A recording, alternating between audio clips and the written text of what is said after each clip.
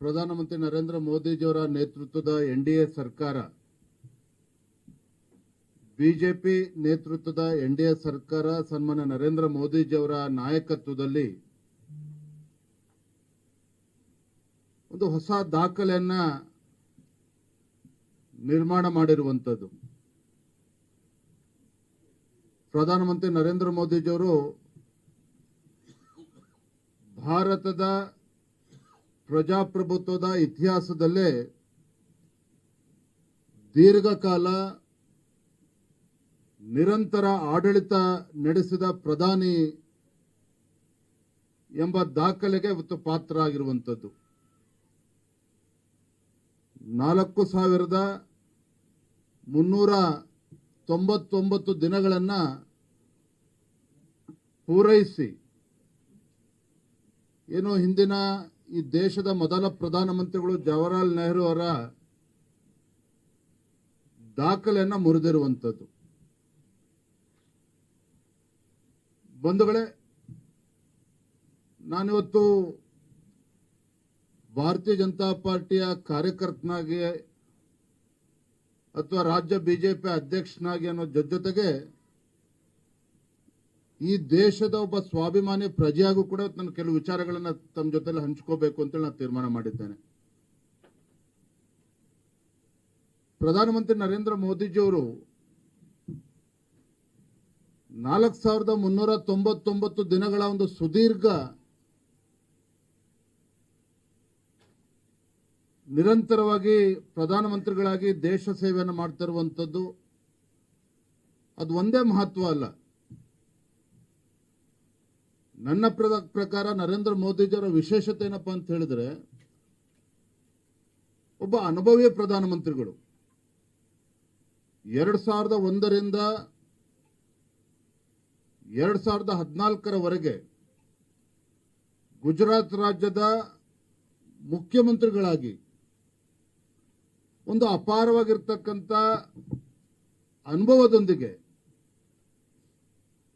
ಈ ದೇಶದ ಪ್ರಧಾನಮಂತ್ರಿಯ ಚುಕ್ಕಾಣಿಯನ್ನ ಹಿಡಿದಿರುವಂಥದ್ದು. ಮತ್ತು ಯಾವ ಸಂದರ್ಭದಲ್ಲಿ ಅವರು ಪ್ರಧಾನಮಂತ್ರಿಗಳಾಗಿ ಜವಾಬ್ದಾರಿಯನ್ನು ಸ್ವೀಕಾರ ಮಾಡಿದ್ರು ಅಂತಕ್ಕಂಥದ್ದು ಕೂಡ ಬಹಳ ಮುಖ್ಯವಾಗಿರ್ತಕ್ಕಂಥದ್ದು. 2014ರ ಮುಂಚಿತವಾಗಿ 10 ವರ್ಷಗಳ ಕಾಲ ಹಿಂದಿನ ಯುಪಿಎ ಸರ್ಕಾರ ಅವರ ಆಡಳಿತದಿಂದ ದೇಶದ ಜನ ಬೇಸತ್ತು ಹೋಗಿದ್ರು. ಯಾವುದೇ ಒಂದು ಅಭಿವೃದ್ಧಿ ಇಲ್ಲದೇನೆ 2G ಸ್ಕ್ಯಾಮ್ ಇರ್ಬೋದು, ಬೋಫೋರ್ ಸ್ಕ್ಯಾಮ್ ಇರ್ಬೋದು, ಕಾಮನ್ವೆಲ್ತ್ ಗೇಮ್ಸ್ ಸ್ಕ್ಯಾಮ್ ಇರ್ಬೋದು,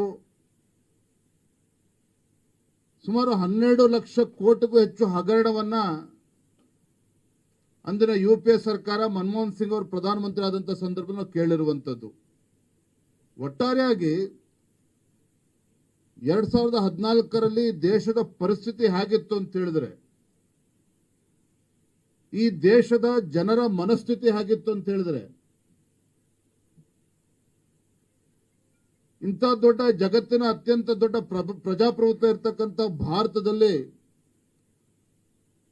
ಭ್ರಷ್ಟಾಚಾರ ರಹಿತ ಆಡಳಿತವನ್ನ ನೋಡೋದಕ್ಕೆ ಸಾಧ್ಯನೇ ಇಲ್ಲ ಅನ್ನುವ ತೀರ್ಮಾನಕ್ಕೆ ದೇಶದ ಜನತೆ ಬಂದಿರತಕ್ಕಂಥದ್ದು ಸತ್ಯ ಅಲ್ಲ.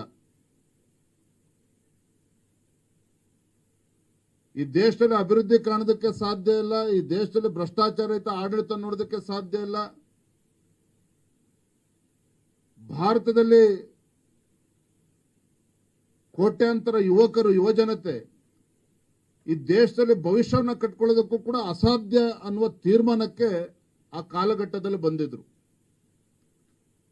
ಆದರೆ 2014ರಲ್ಲಿ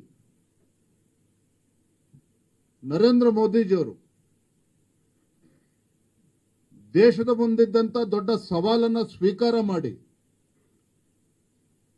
ಭಾರತಕ್ಕೆ ಒಂದು ಉಜ್ವಲ ಭವಿಷ್ಯ ಇದೆ, ಭಾರತದಲ್ಲಿ ಒಂದು ಭ್ರಷ್ಟಾಚಾರ ರಹಿತ ಆಡಳಿತವನ್ನು ಕೊಡೋದಕ್ಕೆ ಸಾಧ್ಯ ಇದೆ,